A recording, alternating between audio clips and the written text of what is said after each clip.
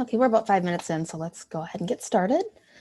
Just want to introduce myself to those of you who don't know me. I'm Cassandra Ferris. I am the community manager here at SaltStack. Been here about a month. A lot of the things I've been focusing on and a lot of my priorities now are finding more ways to bring kind of the community and company together, find ways for us to collaborate and start addressing some of the issues, suggestions, requests from the community. So the goal of this call is to have a time where somebody early on had suggested that we have like 60 to 90-minute conversations around a couple common requests that people have had lately. And so that's kind of the goal of this conversation. So what we'll be doing is, as people have things that they might want to discuss or address, bring those up and we'll kind of triage them and decide what to discuss in the various meetings. The goal is for us to come out of this having made decisions on some things that have maybe been lingering for a few months. So today we're going to be meeting and then we'll be on break for the holidays. We will be meeting every Thursday at 11 a.m. Mountain Time. I will be creating a Google Calendar that can be shared with everybody that we can all subscribe to, so you can be reminded when the meetings happen. And then, because I know we're working across a bunch of different time zones, for those who can't make it, these meetings will be recorded and posted as well. Do you have anything else to add? Anybody else?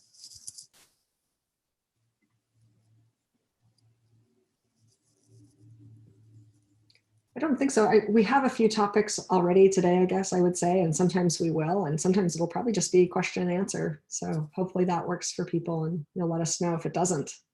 Yes, and if we don't get through all the topics, we can always push them to another week. So I'll be kind of tracking that. And I know Tom Hatch wanted to pop in and say some things at some point in this meeting. One of the biggest conversations / complaints / requests from people has been around Stalebot. People want us to turn off Stalebot. And as I've had conversations, it seems that the problem isn't so much Stalebot as that the things that are being submitted to it, the issues are being closed without ever being addressed or resolved. And so what we need to do is we need to kind of get a better idea around how we're going to track and resolve these issues. We'll likely keep Stalebot on. Stalebot kind of archives things after a year. And I believe Wayne has, I don't know if Wayne's on this call, but he has more information on how that process happens. Wayne, do you want to fill us in on that? Yeah, sure. So the way that Stalebot is currently configured, after it's either a year or a year and a half of no activity on an issue, Stalebot will mark it stale and make a comment saying, hey, this issue's been marked stale. If you think that's been done incorrectly, then leave a message and then I'll stop doing anything. If somebody leaves a message, Stalebot removes the label and everything kind of carries on. But if nothing happens within that week, then Stalebot will go ahead and close the issue and say, nobody made any comment or anything, so we went ahead and closed the issue. Some of the suggestions that we've had from the community, aside from turning it off, and we went and looked at, like, Stalebot has closed about 4,000 issues, 4,500, I think. And of those, because we had just mentioned how, Stalebot may have closed some valid issues in the past. And of the ones that have been closed, the ones that were marked approved, where somebody came in and said, yeah, this is a valid bug, we're able to reproduce this. I think a couple of hundred out of that 4,000 were actually kind of in that state.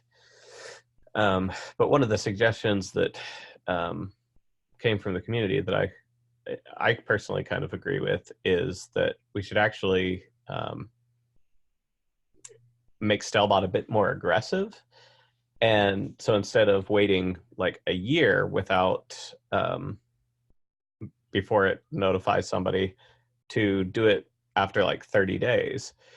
Because then, one, it would actually continue to fulfill its purpose where it closes stale issues. But 30 days, that's a really that's a near enough time that I may still actually be interested in the issue if I brought it up in the first place.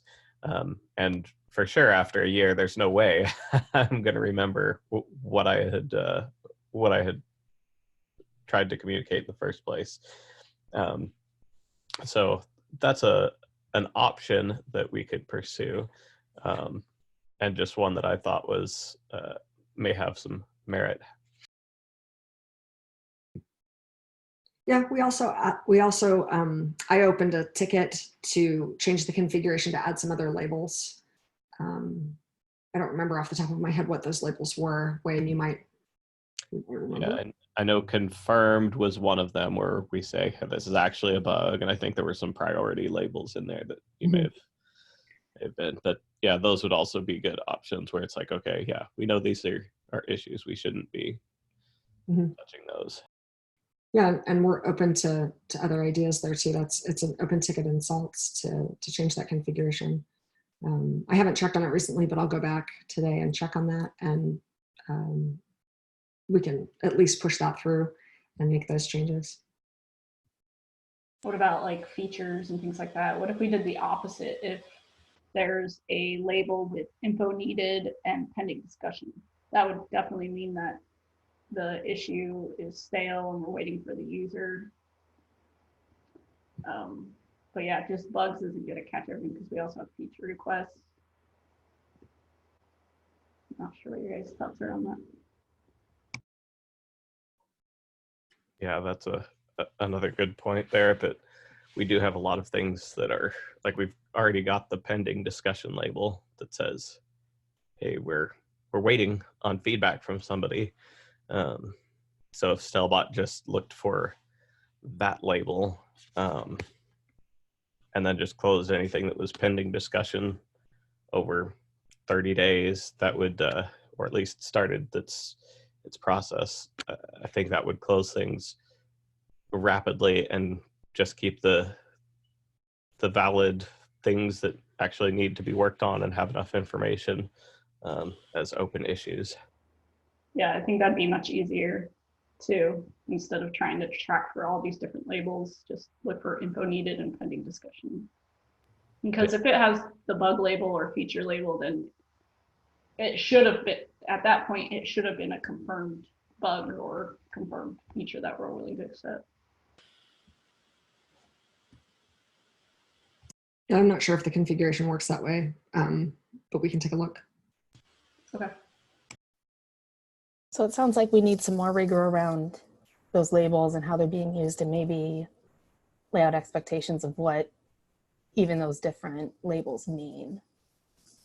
That's something I'm already picking up as a takeaway. And then does Stalebot act based on how things are labeled? Is that something that's configured within Stalebot? Okay, so that's something that we can do, is better use of labels. And then I personally like the suggestion of having people notified more frequently, because I think that if the issue is that important or that much of a priority, then the person who submitted it should be checking in a little bit more on it, and that'll kind of keep it on our radar as well a little bit better. So I think that makes a lot of sense. It'll just be a matter of explaining to everybody why it is that we're doing that, and then obviously following up and staying disciplined about it. So I just want to make sure I understood what you said. I heard, instead of doing like one notification and then closing it 7 days later, we do a couple of notifications and close it maybe 14 or 21 days later. Is that, or maybe every day and then 7 days, or? Is that what you were thinking, Wayne? Well, the suggestion was, instead of waiting a year before we start to the close process, just make it 30 days. So it's the issues are fresher in people's minds. And I don't have a particular preference. I mean, if we waited 30 days, and I don't know how exactly Stelbot can be configured, but if it could be configured to say, after 30 days, say, hey, 2 weeks, we're going to close this if there's no activity.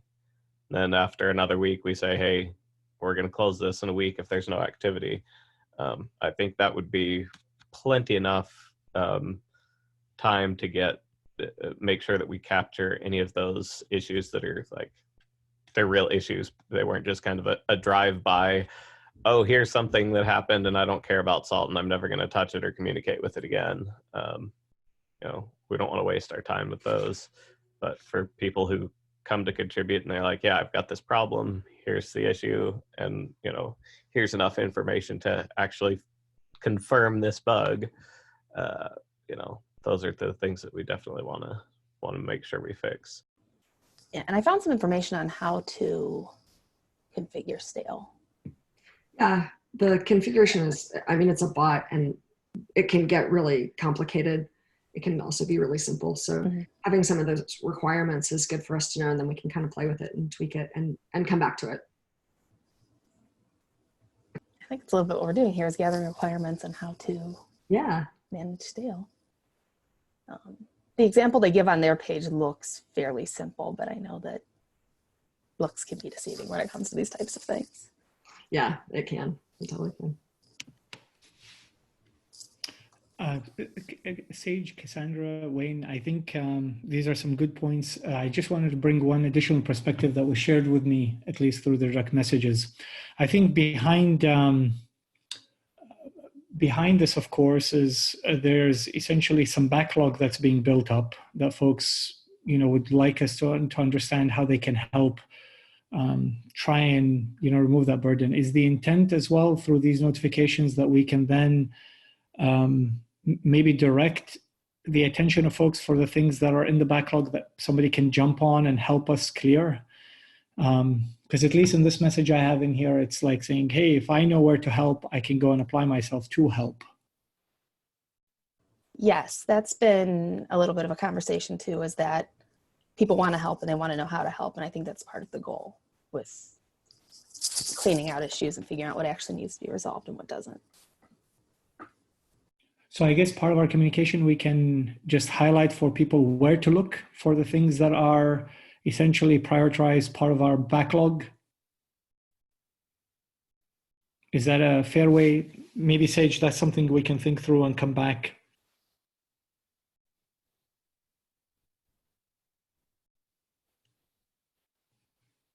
Yeah, taking notes.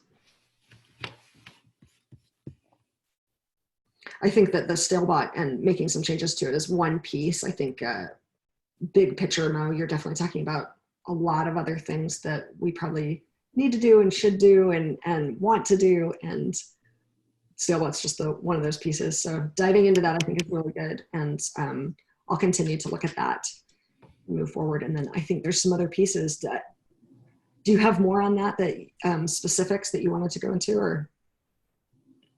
No, I think the sentiment was that if we should essentially look at what's inside of the Stalebot, prioritize some of it versus just the time-based, and then whichever things that we think are the important ones, make it easy for people to know that that's an item they can pick up and help us, move forward.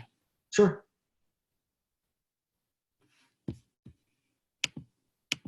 So the plan to communicate, what's our next step on this one?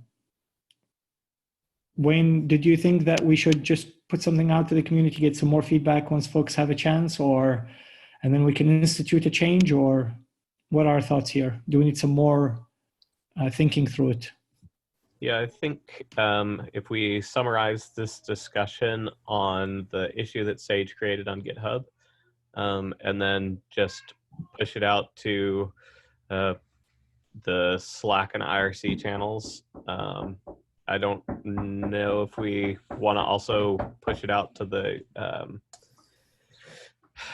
SALT users mailing list, but for sure I think the chat channels would be a good place to say, hey, we're going to make these changes to Stalebot to try and improve things. Go ahead and take a look, see if you agree, disagree, whatever. I think that should be enough. I agree. And I think that at this point, there's been, from what I understand, at least 2 or 3 months of discussion around this. So it's time to make a decision and start acting rather than discussing. And step one is just, I think, to communicate this and then follow through. Yeah. That's right, Cassandra. You go for it. Let's start the new year with this one issue down at least. All right, that sounds good.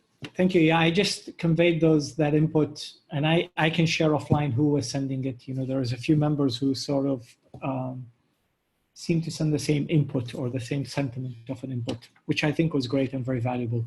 Yeah, I feel like we've had enough different people reach out to enough of us and picked up a lot of the same topics, themes, considerations that I think it's as close to a consensus as we're going to get. So hopefully this helps serve some of those goals.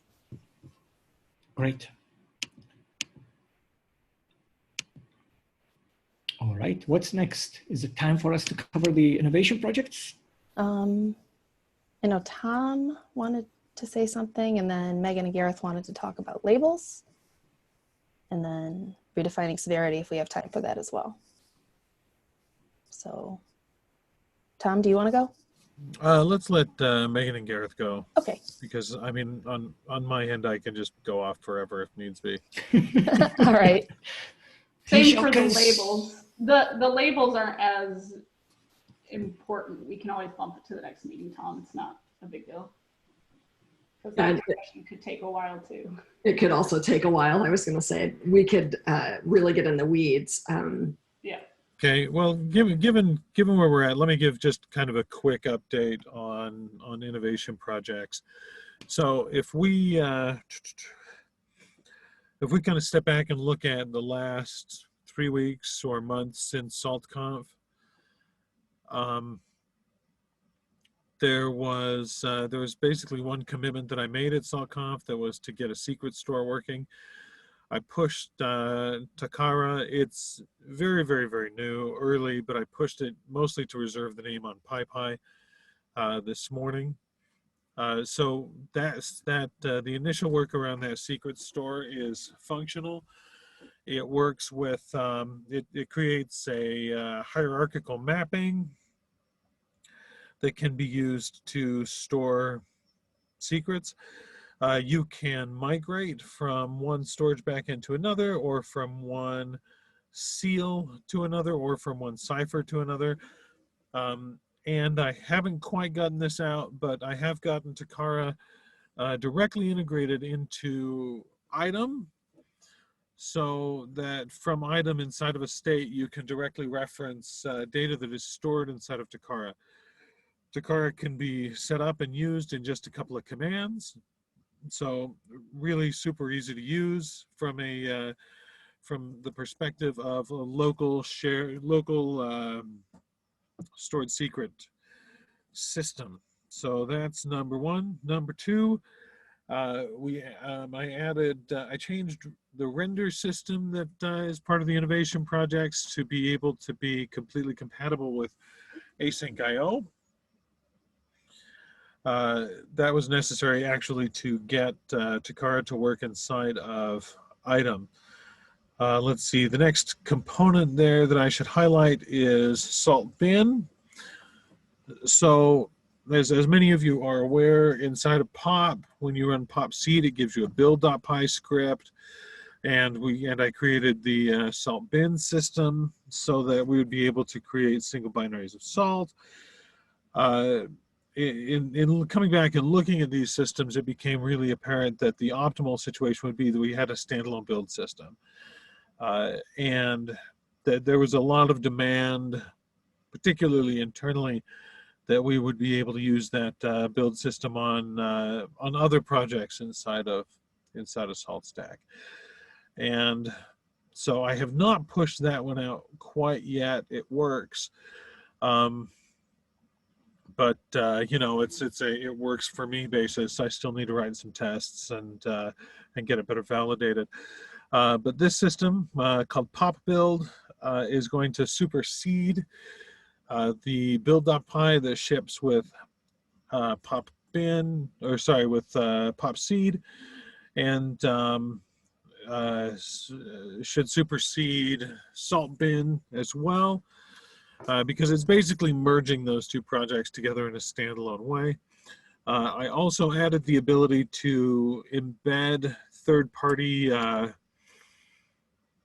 shared libraries. So for instance, As an example, it's very easy using pop build to be able to specify how something like libsodium is going to be included into that single binary. So those are the big highlights from an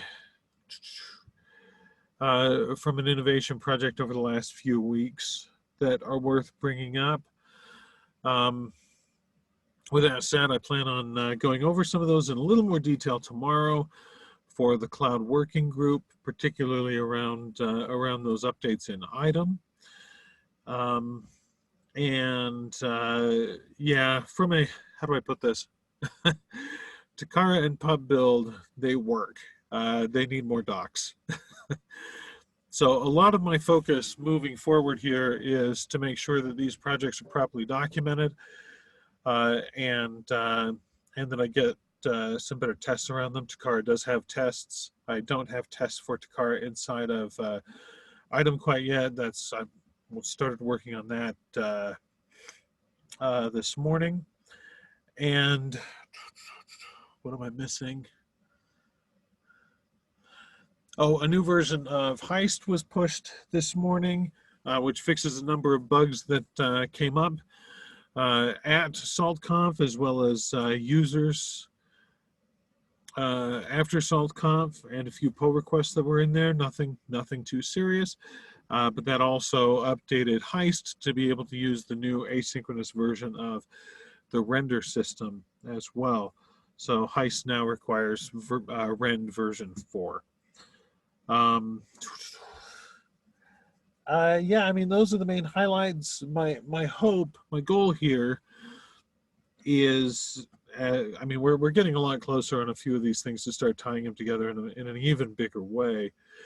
My goal here is that the next major project I want to work on is getting that arbitrary transport system abstracted that allows for different authentication units, so that we can take things like Takara and make them remote executable, or abstract a RPC system.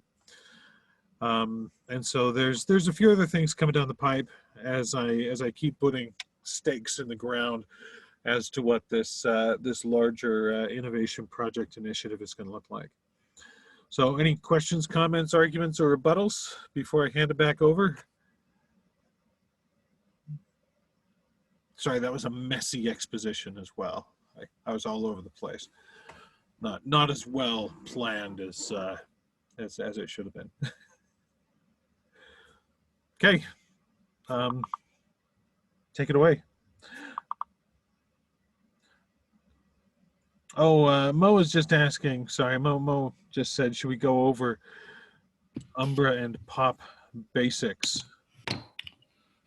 I'm just looking at some of the messages here. I think a few folks had not been introduced to it, Tom, when they missed the the conference. So I think it'll be worthwhile to just go through the basics around Heist and Pop and Umbra. That would be great.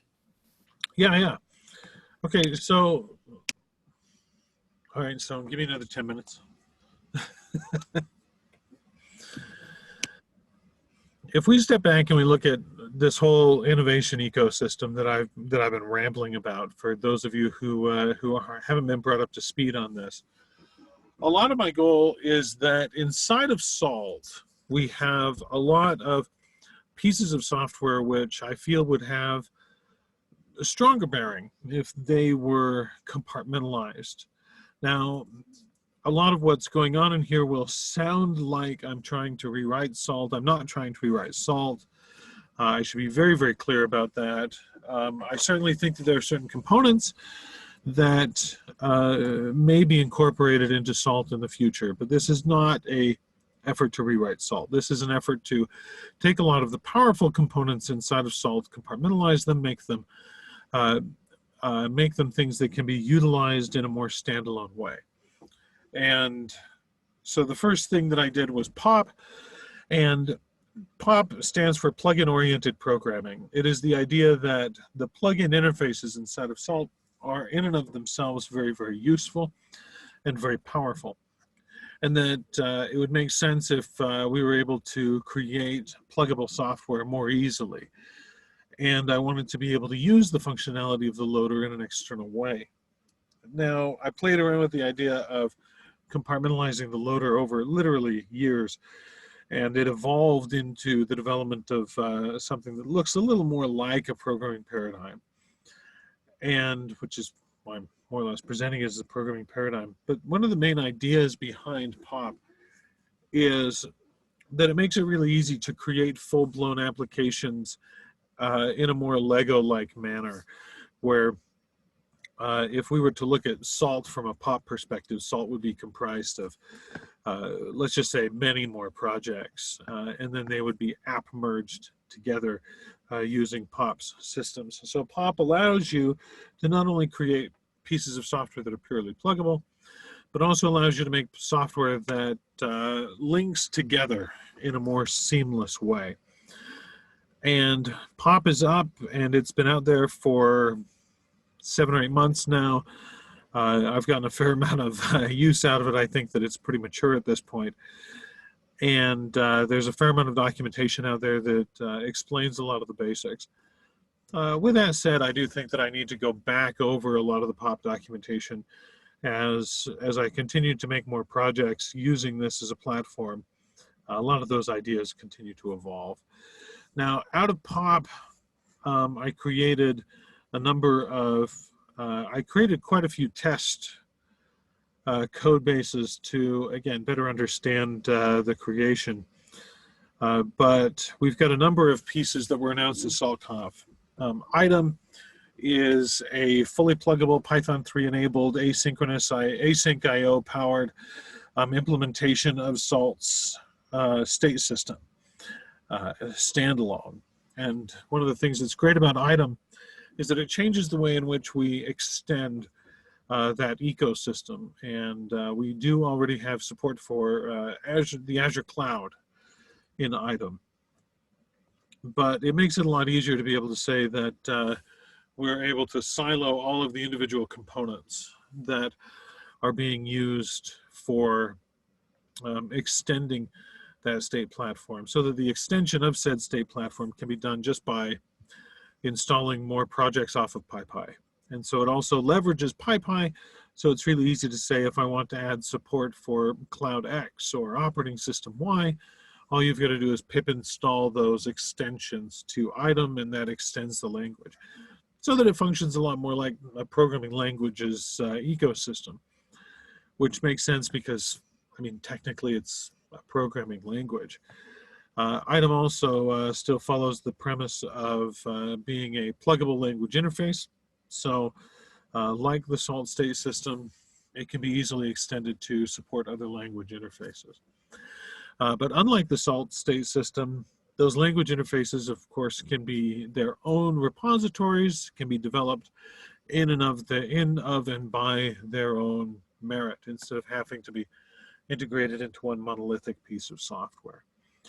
Another project, Heist, that we have is a new approach to SALT SSH.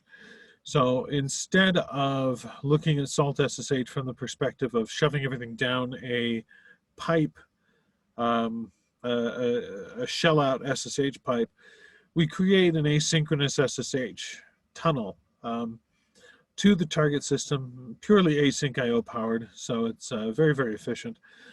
That then allows us to asynchronously send commands down to the target systems.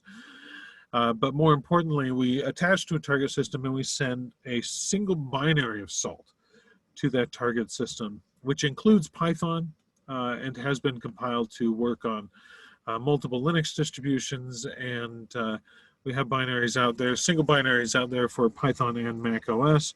Still working on Windows. We've got a bit of a backlog there that we're trying to work through on solving a few of these issues on Windows.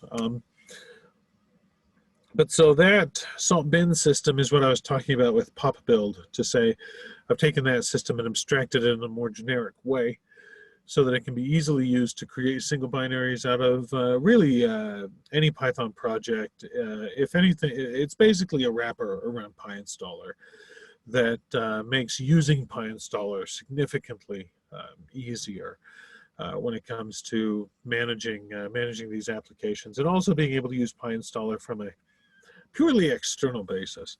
So we don't actually need to modify the target. We don't need to modify the target application code to use this piece. Another component that's noteworthy is Umbra. Umbra is for pipelining artificial intelligence, so that it can attach to the Salt Event Bus and then pipe events into AI and ML models, and everything is pluggable there. And then the information that we have coming out of those models can be put back on the Event Bus. We've actually already got a few customers playing around with it as a really it's a AI ML powered reactor, and so in and of itself it can be very, very powerful. It's funny. I mean, we already have seen some pretty positive insights from the use of Umbra. It's easy to set up.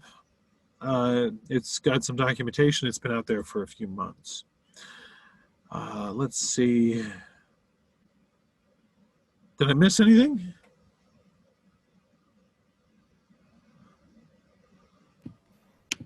Not from my perspective, Tom, but I don't know if there are some questions from the team. Yes, of course. A lot of people on the call have already been introduced to this, but yeah, if anybody has any questions either in here, please feel free to ask.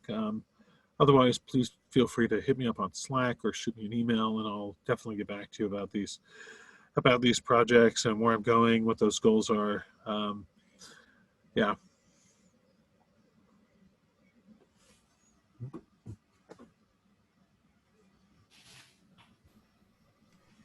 Thank you, Tom. So I think we may have some time for the labels. Okay. Yeah, so I just wanted to bring this up as a topic of conversation. Maybe I'm off my rocker here, but I wanted to talk about the labels we use for triage. I'll post a link to where we have the labels documented. Particularly, my concern is with the severity label. So we have blocker, which just means the issue's blocking. I think that one's fine. The critical one is like if salt's just not running, it's crashing, unresponsive. I think that definition is fine. My concern is with high severity and medium severity. High severity essentially just means like salt's not working, but it's not crashing. So it says the issue reports incorrect functionality, bad functionality, a confusing user experience. And then medium severity is the issue just reports cosmetic items, formatting. So it's just cosmetic things. I was thinking that maybe this could be confusing for a user when they see high severity, but we're not, it's not, how do I explain this? I was wondering if we could do high severity, medium severity, and low severity. Low severity would be more of the cosmetic. And then I'm not sure how exactly we want to define the high and the medium. But essentially high severity just means salt is not working as it's expected to be. So I don't know if maybe I'm crazy thinking here, or if anybody has some thoughts on that. So my thought around the high, medium, and I think we even have like one that's low, is you could kind of get the perception that the issue is thought of as like a high severity one would be like, okay, that needs to be fixed right away, versus like a medium one is Right. not like the severity of the bug isn't like considered high, so it doesn't necessarily get the focus. So it's almost as if like our thinking, like you said, like the like high severity things mean salt's basically not working, whereas like medium, it's working, but it's not working how it's intended to. It's almost like our use of those severity labels, like high, medium, and low, are like we're basically using the wrong words to describe what we're thinking. Yeah, we don't even have a low right now. Yeah, we don't have low. And so our our industry standard terms seem to be off. And I think that's where this discussion kind of started, that if we went to something that is probably more standard of a high, medium, low, we would replace critical high, medium with the high, medium, low. So we would still have 3. I don't know that you want to add a 4th that would be critical. I don't know if there's a need for that. Well, and there's also it feels like there's kind of a strange overlap between the P1, P2, P3, and P4, where like how much, how many people will it affect kind of thing. Like, is everybody going to see it? Is it just edge cases? What is it? So there's kind of an overlap there. One of the interesting things I've come across is called the Eisenhower matrix. I don't know if anybody's familiar with that, but it's basically, is something urgent and important? Is it urgent and not important?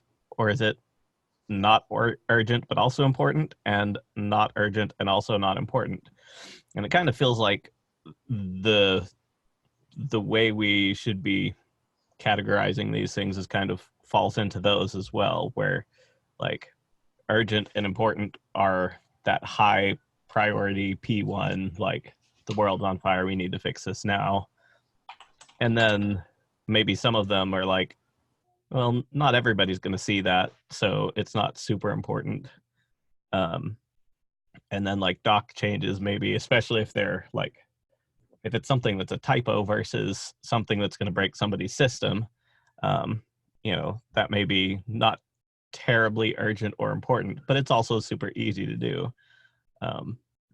So I don't know. Anyways, just some thoughts about that.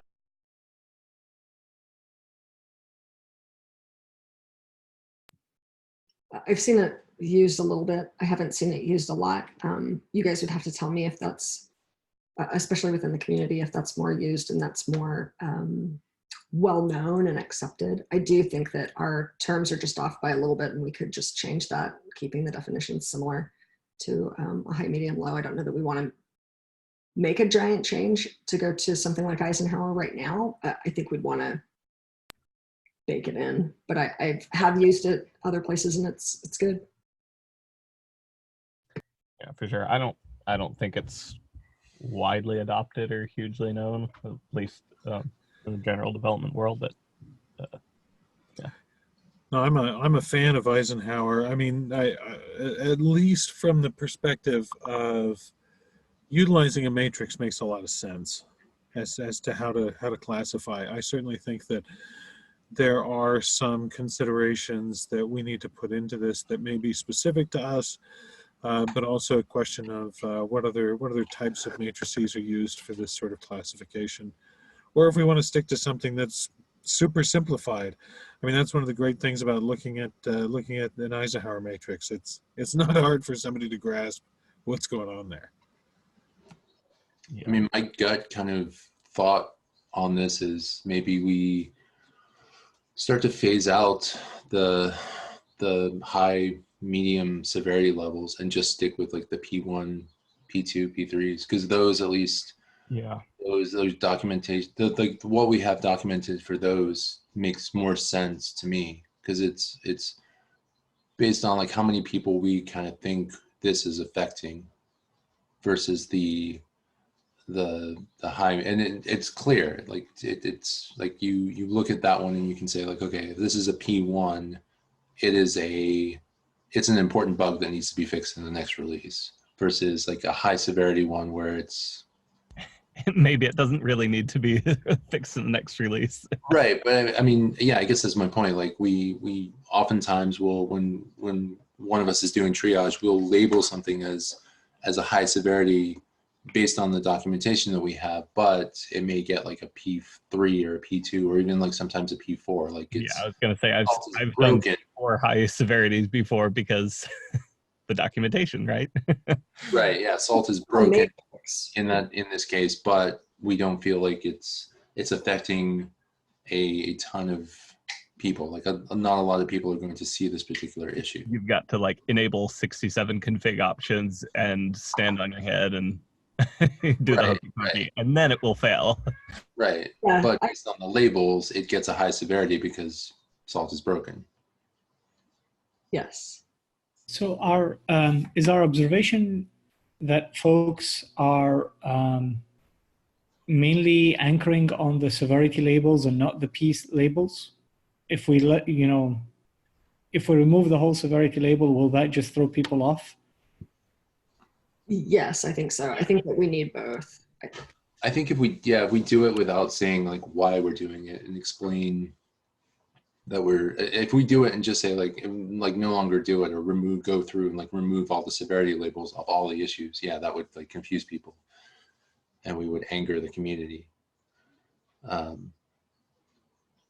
I guess, I think if we did it, we would have to explain why we're doing it, what were the thoughts behind it, and even like do it through a SEP to get the community's feedback on it. So is and again, I'm just reflecting on some of the history here. Is it best to try and tackle this in two components? One, which is the severity, and is the severity clear enough or not? And then decide whether severity and priority are needed or just priority. Because to me, it feels like the fact that we don't have a low severity was just the first reaction that I looked at and was like, Why not? why not? Right. Why not? And would that address the ability for us to better categorize, the class of issues that people are reporting?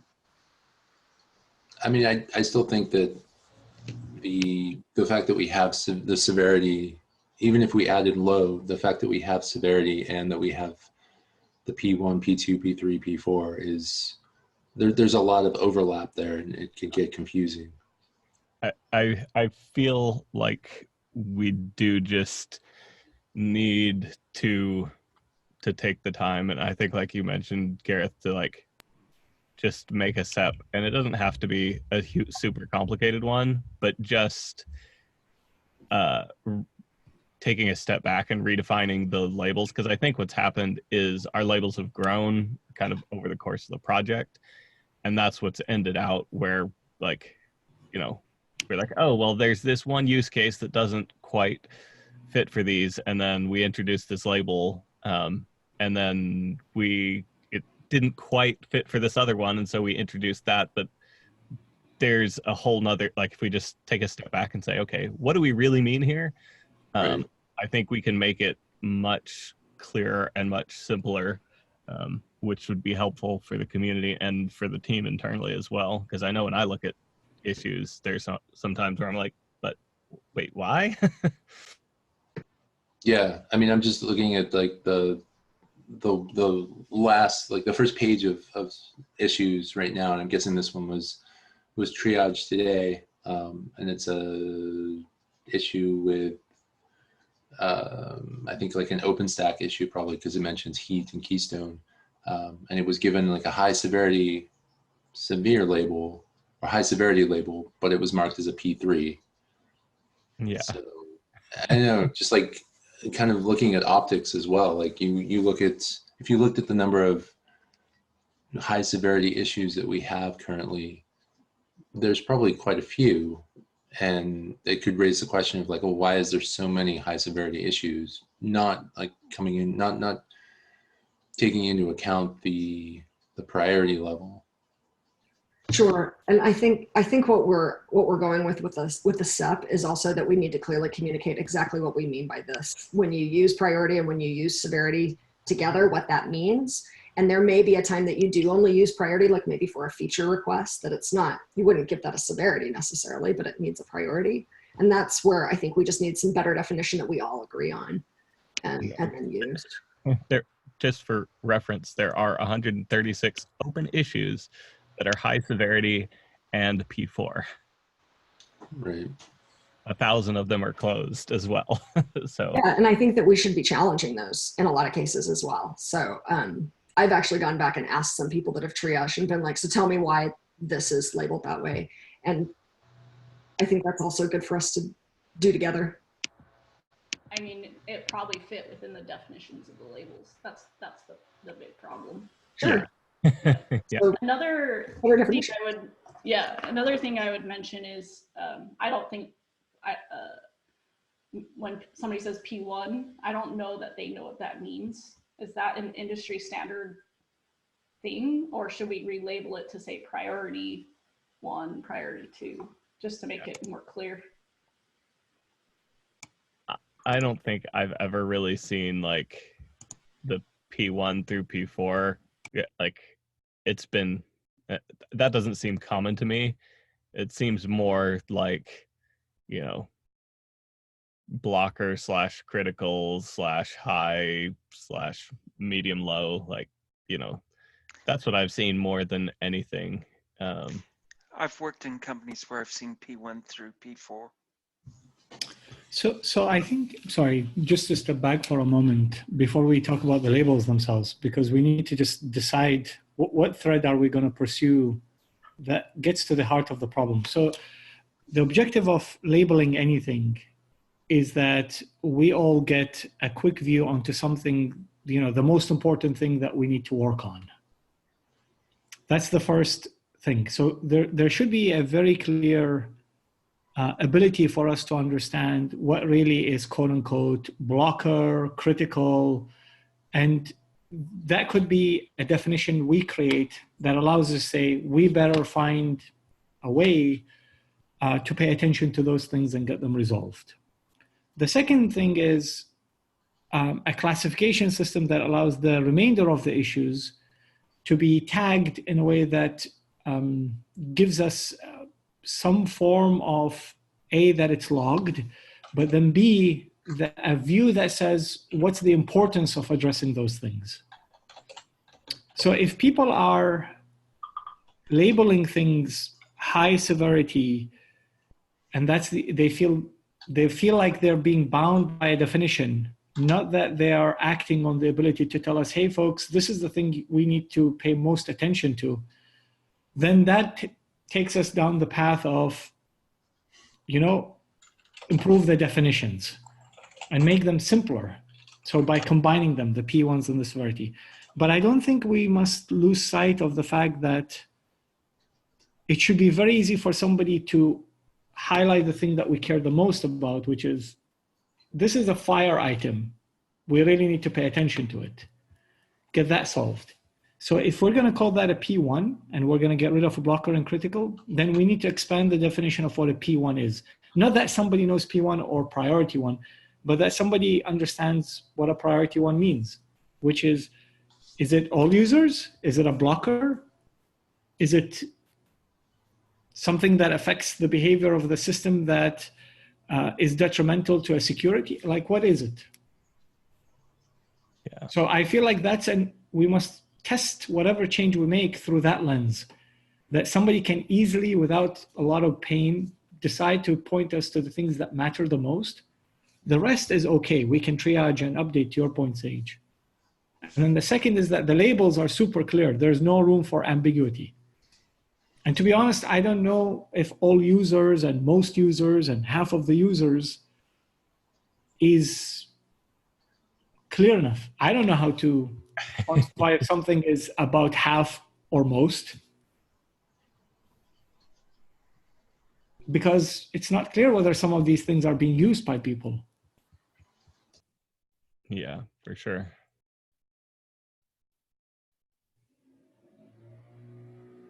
So I think we may need to have something of a hybrid between the two, either in the definition or in the label. Simplifying it makes sense.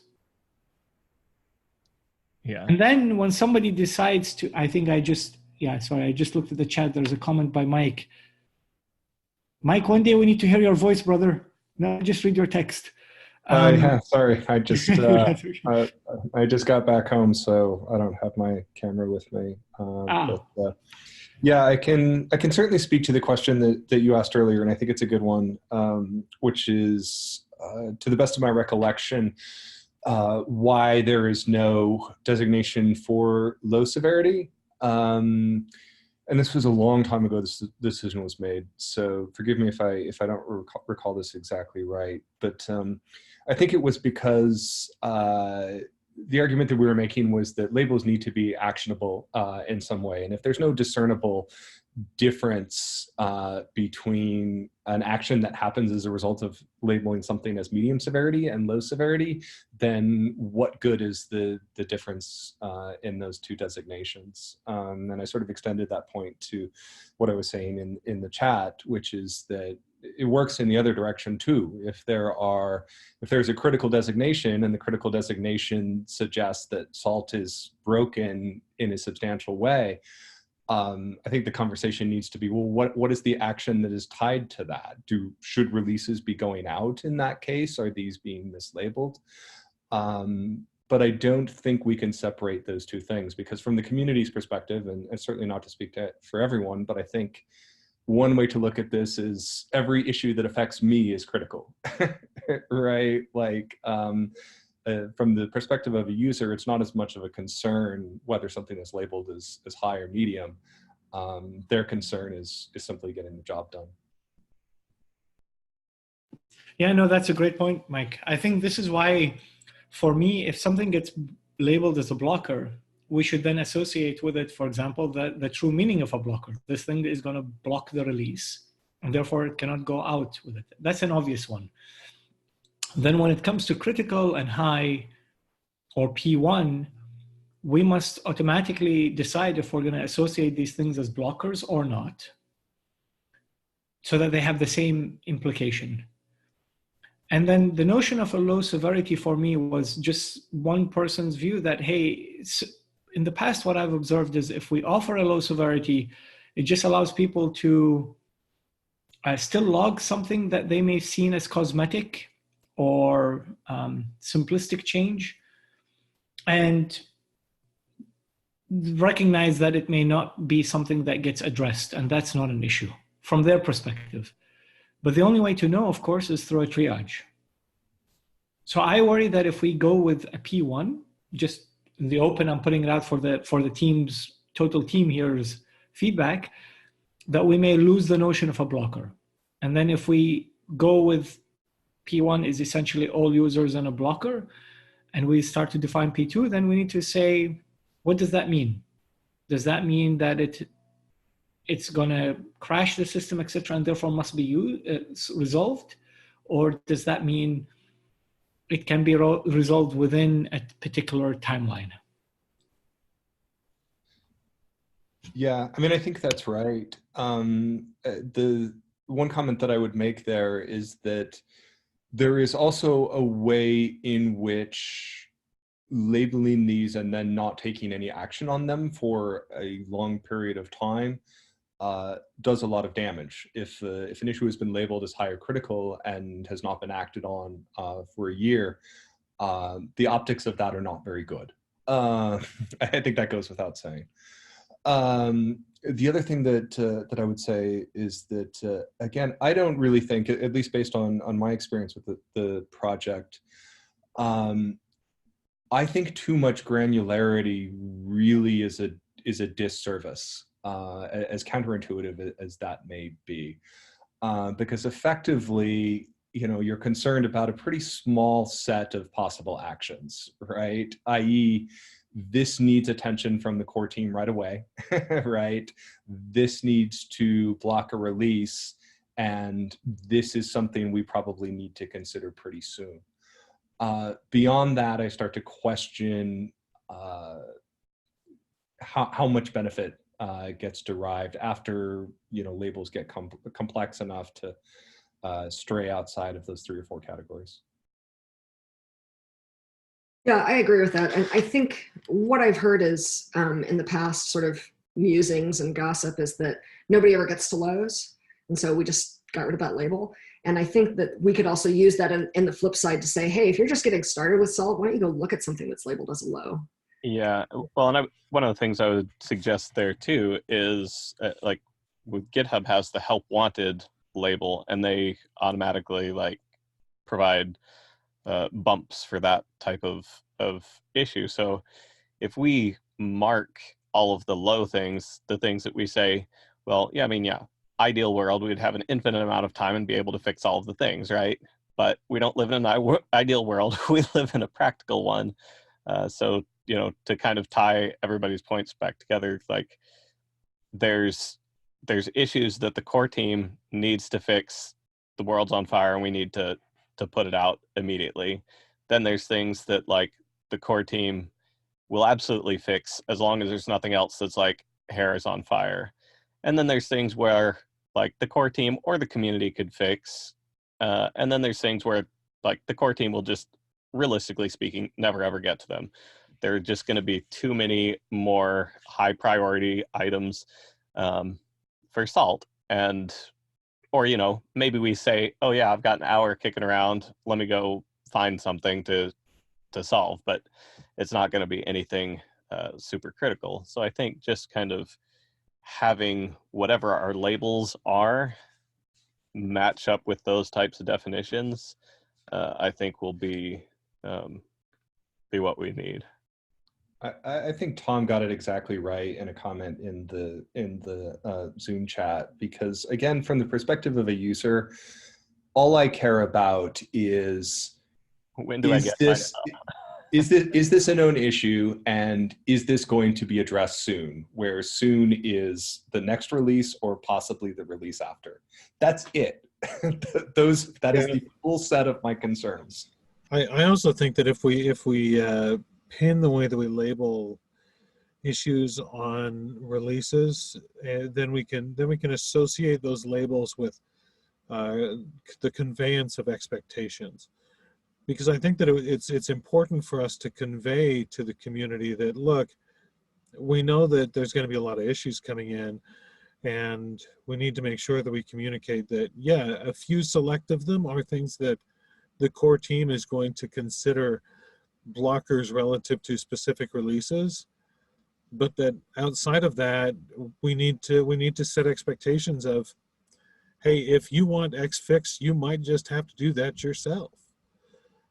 Because I fear that we send an expectation out that people think that we're going to just kind of take care of everything, and we shouldn't have that expectation, because that's I mean, that expectation conveys this idea that it's not a community as much as it's a SALT's going to run this thing, and we want to make sure that people understand that, yeah, if you want X, you're going to have to do that work. Yeah, we need the community. We can't function without them. And I think this is really good. Wayne, maybe you and I can work together to open us up on this, or Gareth, or all three of us, Megan, for more eyes are better. And we're at time. We're just over time. So this has been really great. I hope people have enjoyed this. We will do this weekly. Cassandra, I'll let you take it from there. Yes, thank you for joining us. As far as when people have suggestions, things I'd like to bring up in these discussions, please reach out to me.